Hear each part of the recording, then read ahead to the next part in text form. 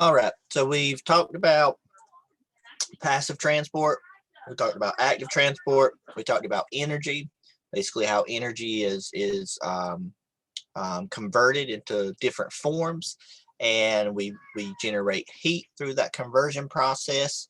And so, what I want to look at now is basically what our cells do in terms of all of the work that goes on. And then we'll end up the module talking about how our cells generate ATP. And remember, ATP is very important for undergoing different cellular processes. So, like active transport, movement, movement of muscles, changing uh, shape of proteins. And so all of those different reactions and processes that happen in a cell that undergoes the use of that energy, all of that work is called metabolism.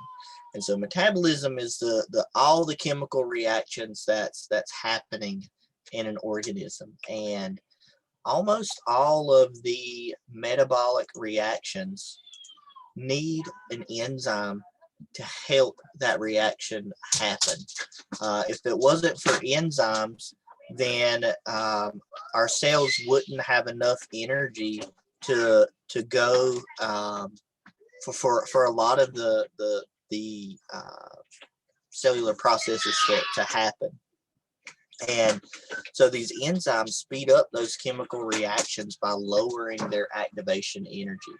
And in specific cells, there are thousands of different enzymes, and each enzyme has its own specific chemical reaction that it promotes.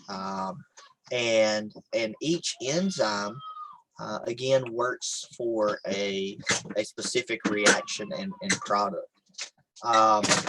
There is what's called an activation energy that has to be, you can think of it as an investment. You have to invest a certain amount of energy to basically start a reaction. And that amount of energy that's needed to start a reaction is called the activation energy.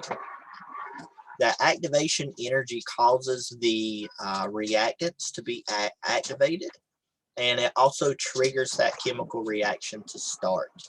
And where enzymes come in is they reduce the amount of energy needed to start a chemical reaction by lowering that activation energy requirement. And again, if it wasn't for enzymes, that activation energy would serve as a barrier to where there wouldn't be enough energy for that reaction to happen. And so you can think about it in terms of this figure. Without the enzyme, you need quite a bit of energy for that activation of that reaction to happen. So to basically break this molecule into its individual components. Whereas when you add in the enzyme, you lower the amount of energy needed. And so you need much less energy with the enzyme than without. And so you're reducing that activation barrier with that enzyme. And so a lot of our cellular processes wouldn't really happen if enzymes weren't present in our bodies. And so enzymes are extremely important in allowing our cellular processes to happen. Now, one of the important aspects of enzymes is that they are proteins, and their structure is very important with their function. And enzymes are very selective in the reactions that they catalyze and run.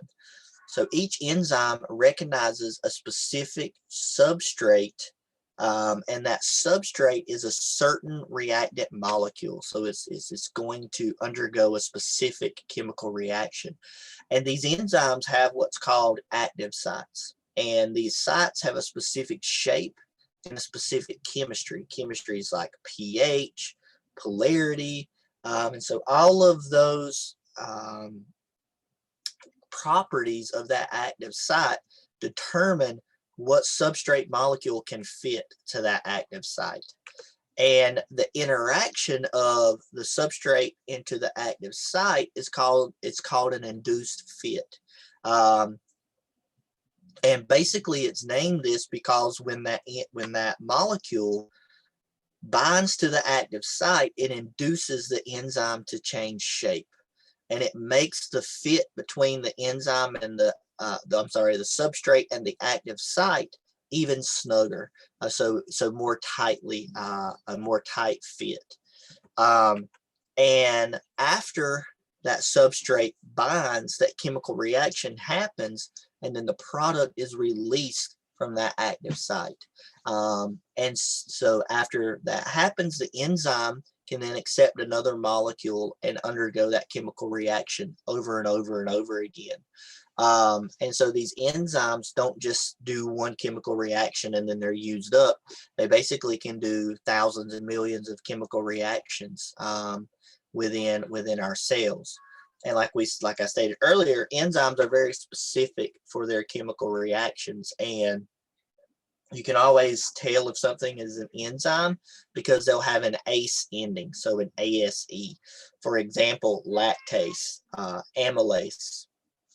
Those are enzymes. So amylase helps break down starch. Lactase helps break down lactose. And so if you hear something with an ACE ending, most likely it's an enzyme, and it's important for a specific chemical reaction. Okay. And so here's a question here. How does an enzyme recognize its substrate? So take a minute and, take a minute and think about this. All right, and so a enzyme recognizes its substrate because the enzyme has a shape that is complementary to the shape of the substrate, right? So they have matching shapes that allow them to bind with one another. And so here is an example of a lactase enzyme. You have your active site, which is this area here.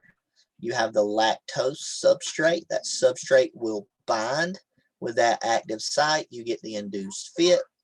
Catalyzation of that reaction happens. You get your water molecule to come in. Remember, hydrolysis reaction is breaking that bond and separating the lactose, which is a disaccharide, into its monosaccharide components. And then those products will be released. And then your enzyme will be ready for another lactose molecule. And that process will happen many, many times. There also can be what's called enzyme inhibitors. And so certain molecules can actually inhibit a chemical reaction, so a metabolic reaction. So let's say if you have enough glucose in your body and you don't want to make any more, then inhibition can happen, and it can prevent that enzyme from doing any more chemical reactions, so making any more glucose. And then when glucose levels lower, then that enzyme will not be inhibited anymore, and it can continue to make glucose. So these enzyme inhibitors are basically substrate imposters, meaning that they block the active site and don't allow the substrate to bind with the enzyme. So here we have an active site with a specific substrate. It binds to undergo a chemical reaction. Here's an inhibitor. So it's not exactly the substrate, but it has a similar shape that allows it to bind to that active site, and it prevents that substrate from coming in. So when that inhibitor is in the area, it doesn't allow for that chemical reaction to happen. There are other inhibitors that will bind to an inhibition site on an enzyme, which is this little area here. And when that inhibitor binds to that site, it causes the active site to change shape. And that shape changes enough to prevent that substrate from binding to the active site and preventing that chemical reaction to happen. So those are two different ways inhibition can happen with these enzymes. Okay, so that does it for this video, this video part for the module.